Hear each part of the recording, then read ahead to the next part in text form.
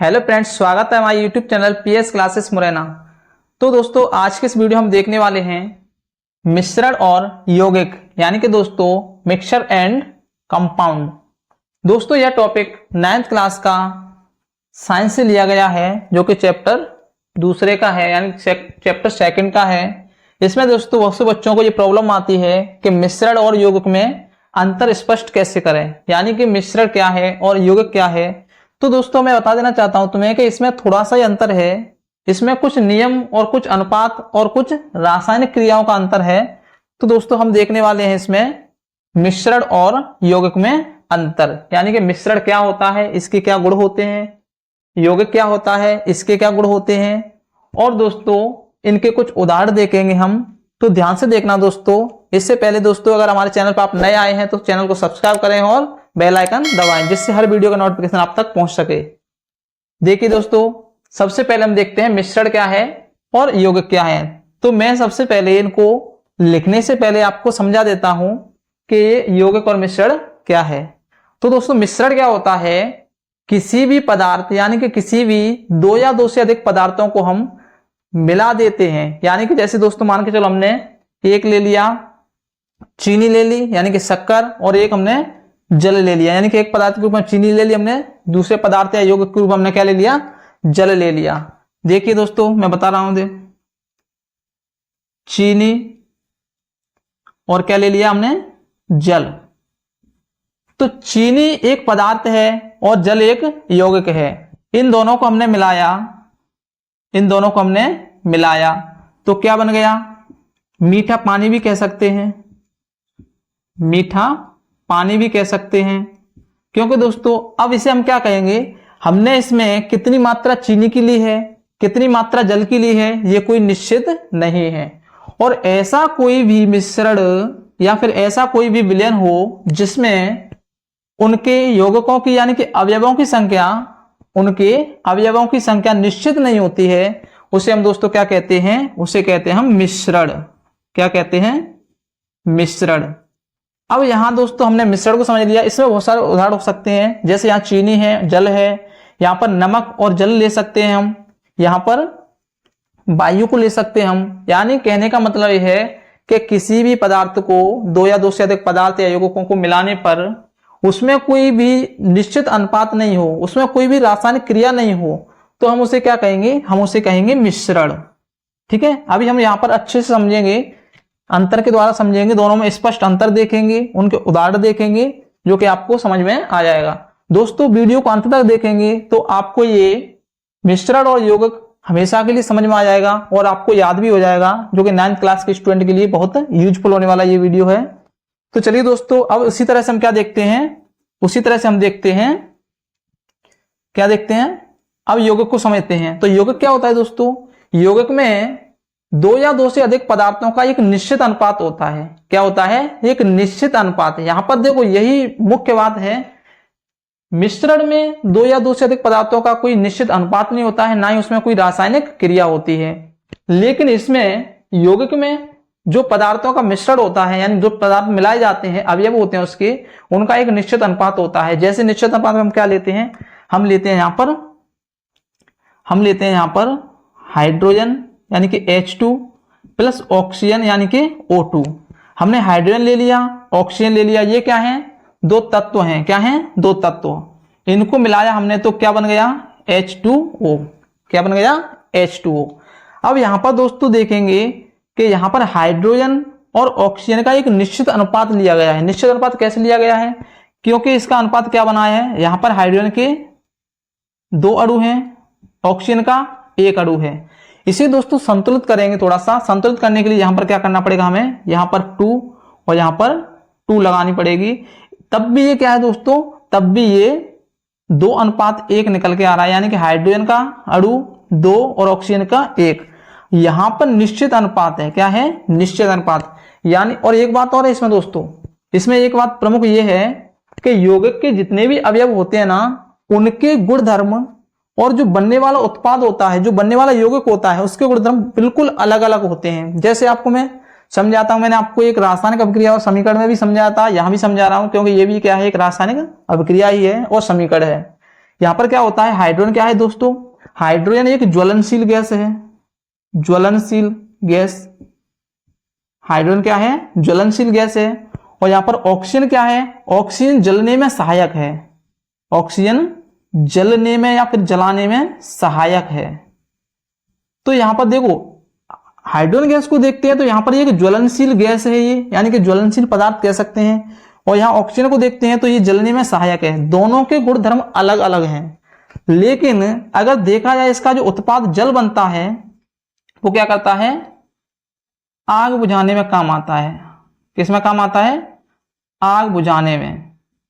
तो देखो सीधी सी बात है कि यहां पर एक ज्वलनशील गैस मिलकर और जो गैस जलाने में सहायक होती है, दोनों को मिलकर जो बनने वाला उत्पाद होता है, जो बनने वाला यौगिक होता है जल, उसके बिल्कुल गुण क्या होते हैं, अलग होते हैं। यानी कहने का मतलब यह है कि इसके अवयवों के गुण यौगिक में बिल्कुल अलग दिखाई देते हैं।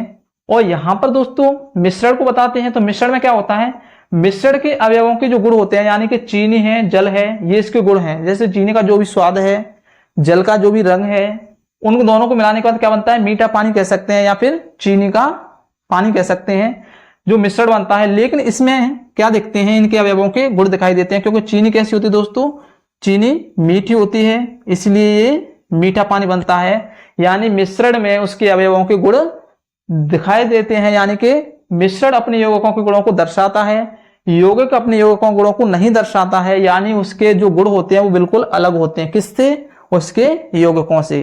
तो अब मैं यहां पर दोस्तों बोर्ड को थोड़ा साफ करके और यहां पर मैं आपको स्पष्ट अंतर बताने वाला हूं। तो हम एक तरफ लिखते हैं मिश्रण, एक तरफ लिखते हैं मिश्रण और दूसरी तरफ लिखते हैं यौगिक, यौगिक। इसमें दोस्तों हम स्पष्ट अंतर देखेंगे कि मिश्रण की क्या विशेषताएं हैं और यौगिक की क्या विशेषताएं हैं। ध्यान से देखना दोस्तों वीडियो को, आपको ये क्वेश्चन अभी के अभी याद हो जाएगा और मिश्रण और यौगिक को हमेशा के लिए आप सीख जाएंगे कि यौगिक और मिश्रण क्या होता है। देखो दोस्तों अब यहां पर स्टार्ट करते हैं। सबसे पहले मिश्रण की कुछ विशेषताएं, यानी कि मिश्रण के कुछ पॉइंट। तो यहां सबसे पहले नंबर में 1 लिखता हूं मैं। इसमें क्या होता है, यानी मैंने अभी तुम्हें बताया था मिश्रण क्या होता है, 2 या 2 से अधिक पदार्थों का एक अनिश्चित अनुपात में मिलाना, वो क्या बनता है, उससे मिश्रण बनता है। जैसे मैं लिख रहा हूं, ध्यान से देखना दोस्तों, 2 या 2 से अधिक, 2 या 2 से अधिक, 2 या 2 से अधिक पदार्थों का अनिश्चित अनुपात में या फिर किसी भी अनुपात में, अनिश्चित अनुपात में मिलना, अनिश्चित अनुपात में मिलना या फिर अनिश्चित अनुपात में मिलाना, मिलना क्या बनता है, मिलना मिश्रण कहलाता है। क्या कहलाता है, मिश्रण कहलाता है, कहलाता है। और इधर दोस्तों, इधर क्या होता है, यौगिक में क्या होता है, यौगिक में एक स्पष्ट बात रहती है, 2 या 2 से अधिक, 2 से अधिक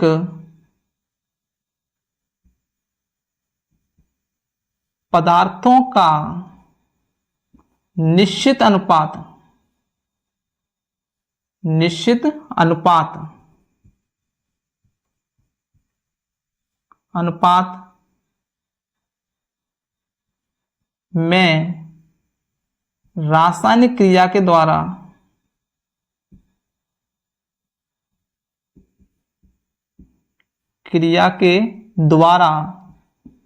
मिलना, उससे क्या बनता है, उससे बनता है यौगिक, यौगिक कहलाता है। देखो मैं इसका फर्स्ट पॉइंट मैं आपको बता रहा हूं दोस्तों, मिश्रण में क्या होता है, दो या दो से अधिक पदार्थों का या फिर यौगिकों का अनिश्चित अनुपात में मिलना मिश्रण कहलाता है। यानी कि इनको हम किसी भी अनुपात में मिला सकते हैं। जैसे मैंने आपको एग्जांपल दिया था, इसमें मान के चलो हमने चीनी ले ली, जल ले लिया और दोनों को मिला दिया, तो उससे बनने वाला जो भी मिश्रण है वो अनिश्चित अनुपात में होगा। ऐसे ही हम इसमें क्या ले सकते हैं, नमक ले सकते हैं, जल ले सकते हैं। इसके और भी एग्जाम्पल है, जैसे वायु ले सकते हैं, क्योंकि वायु का जो मिश्रण होता है, जो अनुपात होता है, वो एक अनिश्चित अनुपात होता है। वायु में अलग अलग तरह के कण पाए जाते हैं जो कि अलग अलग तरह के अनुपात में होते हैं। इसमें क्या होता है, इसमें एक निश्चित अनुपात होता है। यहाँ मुख्य बात यह है, इसमें अनिश्चित अनुपात में मिलता है और इसमें एक निश्चित अनुपात में मिलता है।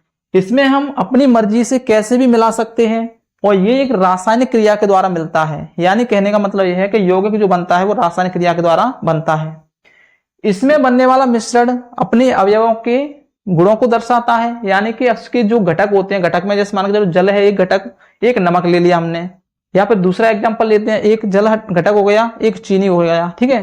तो ये क्या करता है, अपने घटकों के गुणों को दर्शाता है। और इसमें अपने घटकों के गुणों को नहीं दर्शाता है, अपने घटकों के गुणों के विपरीत गुणों को दर्शाता है। यानी कि बिल्कुल अलग गुणों को दर्शाता है। जैसे मैंने एग्जांपल दिया था अभी, इसमें हमने हाइड्रोजन गैस ली थी और ऑक्सीजन गैस ली थी। हाइड्रोजन गैस क्या है, एक ज्वलनशील गैस है, और ऑक्सीजन गैस क्या है, जलने में सहायक है। लेकिन जो बनने वाला उसका उत्पाद है या यौगिक है, जो जल बनता है, जल क्या करता है, आग को बुझाता है। तो इसी तरह से इसके क्या होते हैं, अवयवों के गुण बिल्कुल अलग दिखते हैं। किसमें, यौगिक में। दूसरा पॉइंट लिखते हैं दोस्तों। दूसरा पॉइंट ये है कि मिश्रण अपने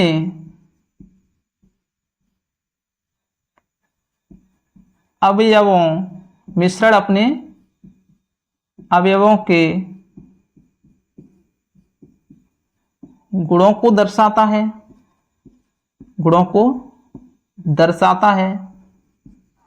और ये यौगिक क्या करता है, दूसरा पॉइंट है,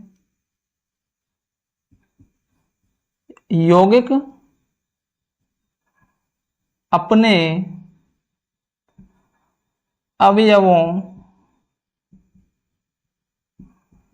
के गुणों को नहीं दर्शाता है। यहां पर दोस्तों एक बात क्लियर कर लेना, अवयव क्या होते हैं, अवयव वे होते हैं जो मिश्रण बनने में सहायक जो घटक होते हैं उसे अवयव कहते हैं, यानी उसके भाग कहते हैं। जैसे इसमें मिश्रण बनाया था हमने, मान के चलो इसमें मिश्रण बनाया हमने, नींबू पानी बनाया। क्या बनाया, नींबू पानी। जैसे मैं समझा रहा हूं दोस्तों, इसको हमने क्या बनाया, नींबू पानी बनाया। तो नींबू पानी में क्या क्या होगा, नींबू पानी में क्या होगा, एक तो जल होगा, जल प्लस नींबू रस होगा, और प्लस इसमें चीनी भी होगी। क्या होगी, चीनी, और हम नमक भी डाल सकते हैं इसमें। तो इसमें क्या है, अवयव के रूप में क्या है, इसमें एक तो जल है अवयव, नींबू रस अवयव है, चीनी अवयव है। यानी कि इनको ही अवयव कहते हैं, इनको ही क्या कहते हैं, घटक कहते हैं। जो इनसे मिलकर क्या बनता है, एक मिश्रण बनता है, नींबू पानी।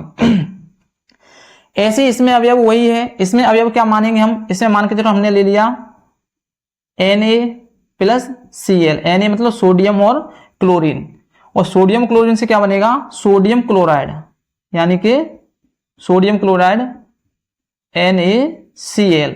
तो इसके अवयव क्या है, इसके अवयव क्या है, सोडियम है, क्लोरीन है, और इससे बनने वाला यौगिक है वो क्या है, सोडियम क्लोराइड, जो कि एक साधारण नमक होता है। ऐसे हमने एक एग्जांपल लिया था H2+O2, बनने वाला यौगिक क्या है, H2O, यानी कि जल। ध्यान रखना दोस्तों, जल के बारे में बहुत पूछा जाता है कि जल क्या है। तो जल एक यौगिक है, ठीक है। तो यहां पर हमने क्या समझ लिए, ये अवयवों को समझ लिया। यानी कि मिश्रण अपने अवयवों के गुणों को दर्शाता है। यानी कि हम नींबू पानी बनाते हैं तो उसमें जल मिलाते हैं, नींबू रस मिलाते हैं, चीनी मिलाते हैं, तो जो इसमें मिलाया जाएगा उसका कहीं ना कहीं हमें स्वाद समझ में आएगा। इसे कहते हैं अवयवों के गुणों को दर्शाना। लेकिन इसमें अवयवों के गुण बिल्कुल नहीं दिखाई देते हैं, क्योंकि इससे बनने वाला यौगिक होता है उसके गुण बिल्कुल अलग होते हैं। एक बार फिर बता रहा हूं, हाइड्रोजन गैस एक ज्वलनशील गैस है और ऑक्सीजन गैस जलने में सहायक है। लेकिन इन दोनों को मिलने से जो यौगिक बनता है जल का गुण होता है कि आग को बुझाना, तो इनके गुणों से इसके गुण बिल्कुल अलग हैं। तो ये अपने अवयवों के गुणों को नहीं दर्शाता है। अगर अवयवों के गुणों को दर्शाता तो कहीं ना कहीं ये भी जो बनता ना वो ज्वलनशील पदार्थ ही होता, लेकिन ये ज्वलनशील पदार्थ नहीं है, ये आग को जलाने से रोकता है। ठीक है, तो दोस्तों आगे क्या लिखते हैं, आगे इसके और एग्जाम्पल लिखते हैं। पहले इसे साफ कर लेते हैं।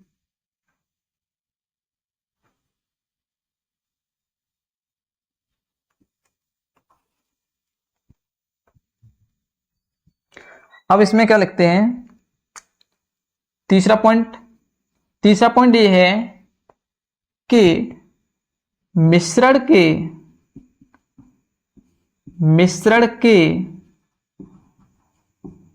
घटकों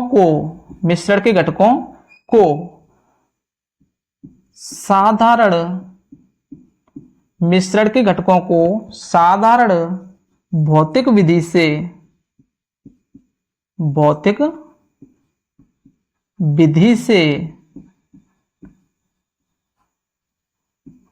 पृथक किया जा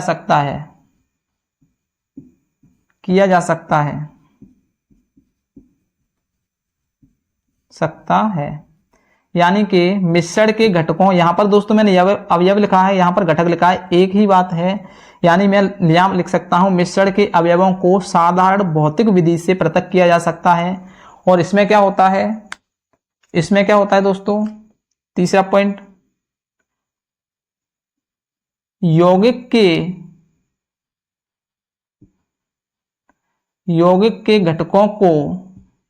के घटकों को रासायनिक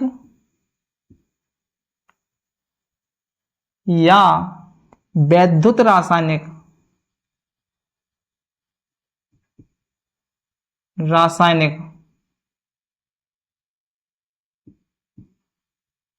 विधि से पृथक किया जा सकता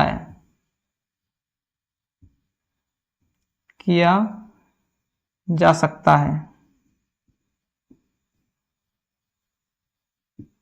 ठीक है, यानी मैं दोस्तों इस पॉइंट को समझा रहा हूं, मिश्रण के घटकों को साधारण भौतिक विधि से पृथक किया जा सकता है। इसका मतलब यह है कि अगर हम जल और नमक को मिला देते हैं तो उसको हम भौतिक तरीके से अलग भी कर सकते हैं। यानी कि हम अगर जल को गर्म करते हैं या फिर उसे धूप में रखते हैं तो क्या हो जाएगा, जल का बाष्पीकरण हो जाएगा और तली में क्या जमा रह जाएगा, नमक जमा रह जाएगा। इसलिए क्या कर सकते हैं, जल को नमक से अलग कर सकते हैं। इसलिए ये क्या है, साधारण भौतिक विधि हो गई।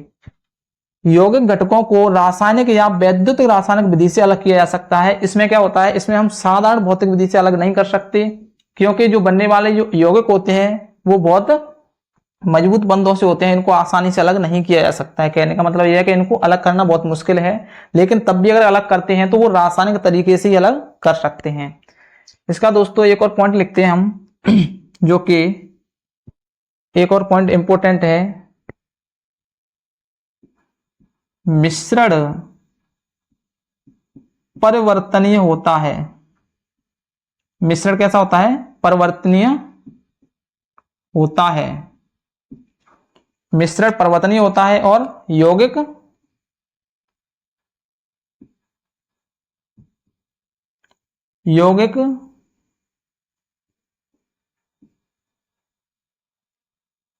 सदैव स्थायी होता है। दोस्तों हमने इसमें मिश्रण और यौगिक में स्पष्ट रूप से हमने चार अंतर देख लिए। इसमें अगर देखा जाए पांचवा, तो इसमें देखेंगे हम एग्जाम्पल। क्या देखेंगे, एग्जाम्पल, यानी कि उदाहरण में क्या लेते हैं दोस्तों, उदाहरण में हम लेते हैं हवा। अभी समझाते हैं, हवा,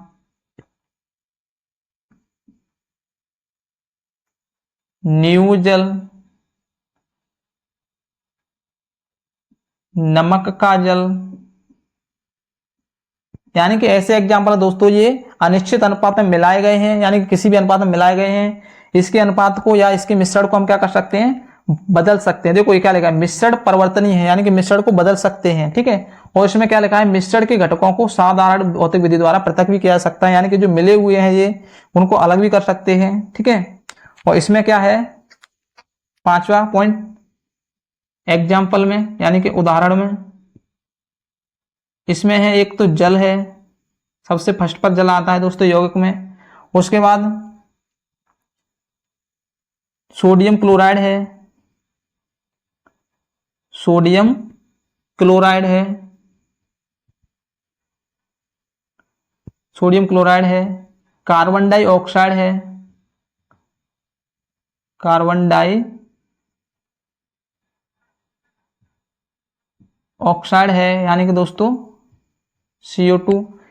अब देखते हैं दोस्तों, एक बार स्पष्ट करते हैं इसको अंतर को कि इसमें क्या क्या अंतर है। तो मैंने आपको पहले ही बता दिया कि मिश्रण वो पदार्थ होता है या फिर मिश्रण वो होता है जिसमें दो या दो से अधिक पदार्थ मिलकर ही बनते हैं, लेकिन इसमें जो मिलने वाले पदार्थों का जो अनुपात होता है ना वो अनिश्चित होता है। किसी भी अनुपात हमने मिला दिया और वो बन गया मिश्रण। जैसे उदाहरण के रूप में हम लेते हैं चाय, लेते हैं क्या लेते हैं, चाय। तो चाय में दोस्तों हमने क्या लिया, दूध लिया मिला दिया, पानी लिया पानी मिला दिया, चीनी ली चीनी मिला दी, चाय पत्ती ली चाय पत्ती मिला दी, अदरक मिला दिया, ठीक है, इलायची डाल दी, लौंग डाल दी। यानी कहने का मतलब यह है कि जो भी चीजें उसमें डालेंगे पदार्थ के रूप में वो एक अनिश्चित अनुपात में होगा और उससे बनने वाला जो भी घोल होगा या विलयन होगा वो कैसा होगा, मिश्रण होगा। कैसा होगा, मिश्रण, अनिश्चित अनुपात में, ठीक है। लेकिन इसमें बिल्कुल ऐसा नहीं होता है इसमें दोस्तों, क्योंकि ये दो या दो से अधिक पदार्थों का निश्चित अनुपात में रासायनिक क्रिया के द्वारा मिलकर क्या बनता है, यौगिक बनता है। यानी कि इसको हम अपने तरीके से नहीं बना सकते, ये रासायनिक क्रियाओं के द्वारा बनता है, एक निश्चित अनुपात लिया जाता है दोस्तों, ये प्रयोगशालाओं में ही बनाया जाता है। यानी कि इसको हम घर पे नहीं बना सकते। जैसे चीनी को हमने, चाय को हमने घर पर बना लिया, लेकिन यौगिक को घर पर नहीं बना सकते। जैसे जल है उसको घर पर नहीं बना सकते, प्रयोगशाला में बना सकते हैं। क्यों, क्योंकि इसमें एक निश्चित अनुपात लेना होता है हमें, और वो निश्चित अनुपात हम प्रयोगशाला में ही ले सकते हैं माप के उसे, ठीक है। यहां पर मिश्रण अपने अवयवों के गुणों को दर्शाता है, मिश्रण अपने अवयवों को गुणों को दर्शाता है। तो अवयव इसमें क्या हो जाएगा, जैसे मान के चलो मैंने कह दिया चीनी, मैंने ले लिया चीनी का जल, यानी कि मीठा जल कह सकते हैं या फिर चीनी का जल कह सकते हैं। तो जो भी मिश्रण बनेगा उसमें हमें मिठास आएगा। क्यों, क्योंकि ये अपने गुणों को दर्शाता है, ठीक है। यौगिक अपने अवयवों के गुणों को नहीं दर्शाता है। जैसे मैं फिर बताता हूं, यहां पर एक एग्जांपल लेते हैं। यहां पर जो हाइड्रोजन गैस है और ऑक्सीजन गैस है, दोनों के गुण अलग अलग हैं, और जो यौगिक बनता है जल उसके भी गुण अलग हैं। तो ये अपने गुणों को बिल्कुल नहीं दर्शाता है, अपने अवयवों के गुणों को नहीं दर्शाता है। इसमें मिश्रण के घटकों को साधारण भौतिक विधि से पृथक किया जा सकता है। जो भी मिश्रण बनता है जिन घटकों से, यानी कि जिन अवयवों से या घटकों से मिलकर बनता है, उनको साधारण भौतिक विधि से या भौतिक तरीके से अलग किया जा सकता है। फिर बताता हूं मैं दोस्तों, जैसे मान के चलो कि हमने लिया एक एग्जांपल ले लिया हमने हवा। अब हवा में दोस्तों कई प्रकार की गैसें होंगी, ठीक है। इसमें धूल के कण होंगे, इसमें जल वाष्प के कण होंगे। तो इसको हम क्या कर सकते हैं, साधारण भौतिक विधि से क्या कर सकते हैं, पृथक कर सकते हैं, यानी कि अलग कर सकते हैं। जैसे इसमें से जल वाष्प अलग करना है तो क्या करेंगे, वायु को हम थोड़ा गर्म करेंगे, जल वाष्प अलग हो जाएगा, ठीक है।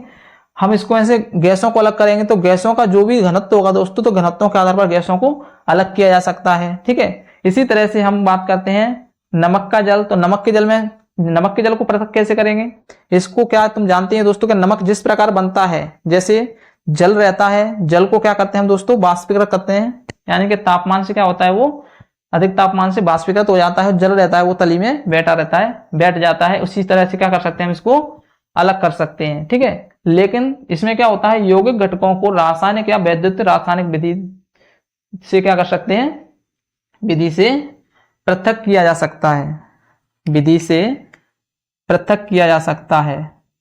वैसे ही नहीं कर सकते, यानी कि दोस्तों साधारण भौतिक विधि से अलग नहीं कर सकते, इसे रासायनिक विधि से या वैद्युत रासायनिक विधि से अलग कर सकते हैं, विद्युत के द्वारा। और इसमें क्या लिखा है दोस्तों, चौथा पॉइंट जो है, मिश्रण परिवर्तनीय होता है। मिश्रण परिवर्तनीय होता है यानी कि मिश्रण दोस्तों बदल सकता है, और यौगिक सदैव स्थायी होता है। यौगिक जो एक बार बन गया वो बदल नहीं सकता, यानी कि जल बन गया तो जल जल ही रहेगा, उसमें कोई परिवर्तन नहीं कर सकते हम। इसके एग्जाम्पल हमने देख लिए दोस्तों।